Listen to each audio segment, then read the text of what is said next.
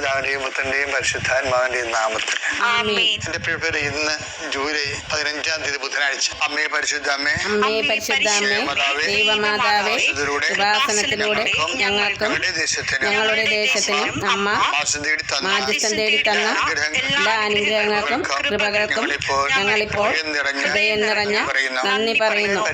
അമ്മേ പരിശുദ്ധ അമ്മേ, ദൈവമാതാവേ, 2004 ഡിസംബർ 7 ഉച്ച കഴിഞ്ഞ് 2:30 ഉപാസനത്തിൽ സംഭവിച്ച അമ്മയുടെ പ്രത്യക്ഷപ്പെടലിനെ കുറിച്ച് തിരുസഭയ്ക്ക് സമർപ്പിച്ചിരിക്കുന്ന പഠനരേഖകളുടെ മേൽ സഭാത്മകമായ പഠനം ആരംഭിക്കുവാൻ ഞങ്ങൾ പ്രാർത്ഥിക്കുന്നു. അമ്മേ പരിശുദ്ധ അമ്മേ, ഭൂസ്വർലോകങ്ങളുടെ രാജ്ഞിയായ അങ്ങേക്ക് ഭൗമസംരക്ഷണത്തിനായി പ്രപഞ്ചപ്രകൃതിയെ തന്നെ തിരുസഭ പ്രതിഷ്ഠിക്കുവാൻ ഈ പ്രത്യക്ഷീകരണം വഴി ഇടയാക്കണമേ. പരിശുദ്ധ അമ്മേ, ജപമാല മാതാവേ, സകല ഉപാസന പ്രാർത്ഥനകളോടും ചേർത്ത് ഞങ്ങളിപ്പോൾ പ്രാർത്ഥിക്കുന്ന ഈ കുടുംബത്തിന്റെ പ്രത്യേക നിയോഗം. മക്കളെ,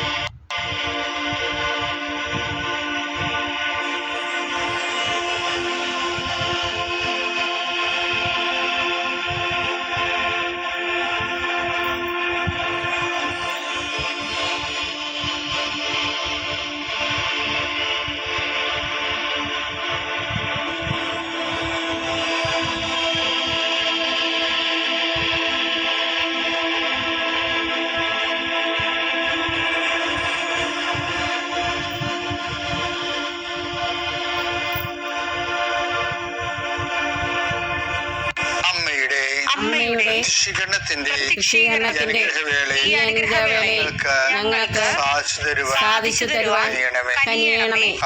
ആമേൻ. വിശ്വാസ പ്രമാണം. സർവശക്തനായ പിതാവും ആകാശത്തിന്റെയും ഭൂമിയുടെയും സൃഷ്ടാവുമായ ദൈവത്തിൽ ഞാൻ വിശ്വസിക്കുന്നു. അവിടുത്തെ ഏകപുത്രനും ഞങ്ങളുടെ കർത്താവുമായ ഈശോ മിശിഹായിലും ഞാൻ വിശ്വസിക്കുന്നു. ഈ പുത്രൻ പരിശുദ്ധാത്മാവിനാൽ ഗർഭസ്ഥനായി കന്യകാമറിയത്തിൽ നിന്ന് പിറന്ന് പൊന്തിയോസ് പീലാത്തോസിന്റെ കാലത്ത് പീഡകൾ സഹിച്ച് കുരിശിൽ തറയ്ക്കപ്പെട്ട് മരിച്ച് അടക്കപ്പെട്ട് പാതാളങ്ങളിൽ ഇറങ്ങി മരിച്ചവരുടെ ഇടയിൽ നിന്ന് 3-ാം നാൾ ഉയർത്ത് സ്വർഗ്ഗത്തിലേക്ക് എഴുന്നള്ളി സർവശക്തിയുള്ള പിതാവായ ദൈവത്തിന്റെ വലതുഭാഗത്തിരിക്കുന്നു. അവിടെ നിന്ന് ജീവിക്കുന്നവരെയും മരിച്ചവരെയും വിധിക്കുവാൻ വരുമെന്നും ഞാൻ വിശ്വസിക്കുന്നു. പരിശുദ്ധാത്മാവിലും ഞാൻ വിശ്വസിക്കുന്നു. വിശുദ്ധ കത്തോലിക്കാ സഭയിലും പുണ്യവാന്മാരുടെ ഐക്യത്തിലും പാപങ്ങളുടെ മോചനത്തിലും ശരീരത്തിന്റെ ഉയർപ്പിലും നിത്യമായ ജീവിതത്തിലും ഞാൻ വിശ്വസിക്കുന്നു. ആമേൻ. സ്വർഗ്ഗസ്ഥനായ ഞങ്ങളുടെ പിതാവേ, അങ്ങയുടെ നാമം പൂജിതമാകണമേ. അങ്ങയുടെ രാജ്യം വരണമേ.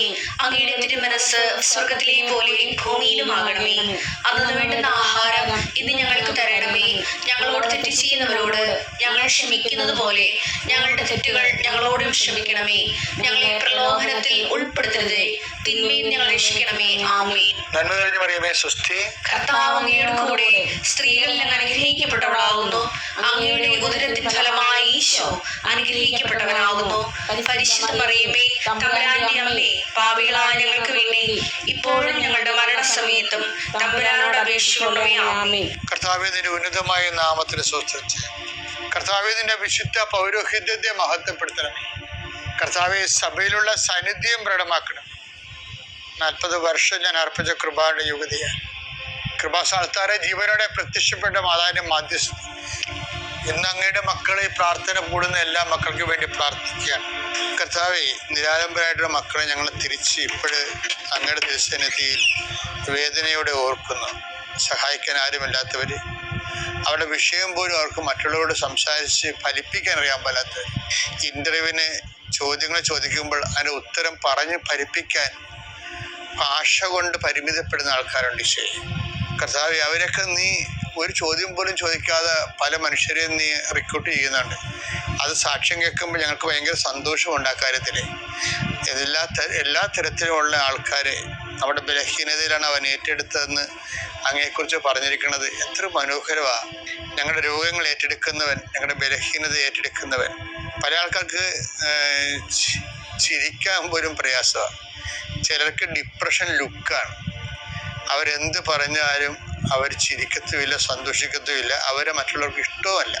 ഇങ്ങനെ ബലഹീനമായിട്ടുള്ള വ്യക്തികളെ പോലും കർത്താവോട് ജീവിക്കുന്നതിന് മറ്റുള്ളവരെ സന്ധിപ്പിക്കുകയും അങ്ങ് അവർക്ക് പ്രത്യേകമായ കൃപയും അവരോട് മറ്റുള്ളവർക്ക് ഒരു താപവും എല്ലാം കൊടുത്തുകൊണ്ട് അങ്ങ് നിലനിർത്തുന്നുണ്ട്. കർത്താവെ, നിലനിൽപ്പിൻ്റെ വരം എല്ലാവർക്കും കൊടുക്കണം. നീ കണ്ണീരോടെ പ്രാർത്ഥിക്കുന്നു. ഈശോയെ, ഓരോ ദിവസവും രാവിലെ എഴുന്നേൽക്കുമ്പോൾ എന്നാത്തിനാണ് എഴുന്നേറ്റത് എന്ന് ചിന്തിച്ചിട്ട് ഒന്നും ചെയ്യാനില്ലല്ലോ, ആരും നമ്മളെ സഹായിക്കാനില്ലല്ലോ, ആര് ഞങ്ങൾക്ക് വേണ്ടി ആ തടസ്സം മാറ്റിത്തരും എന്നുള്ള വിഷയം പരീക്ഷ എഴുതുന്ന കുഞ്ഞുങ്ങൾക്കുണ്ട്. ഇൻ്റർവ്യൂ അഭിമുഖീകരിക്കുന്ന ഉദ്യോഗാർത്ഥികൾക്കുണ്ട്. ഓർത്തിരുന്നത് എനിക്കറിയാവുന്ന ക്വസ്റ്റ്യൻ ആയിരുന്നത്, പക്ഷേ ഞാൻ ഓർത്തില്ല.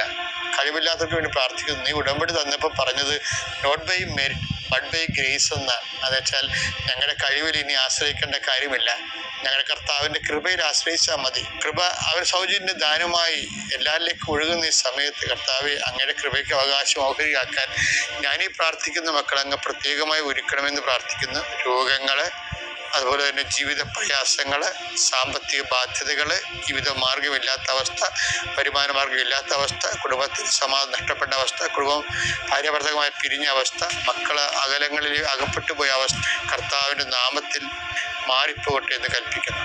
എൻ്റെ പ്രിയപ്പെട്ടവരെ, പിന്നെ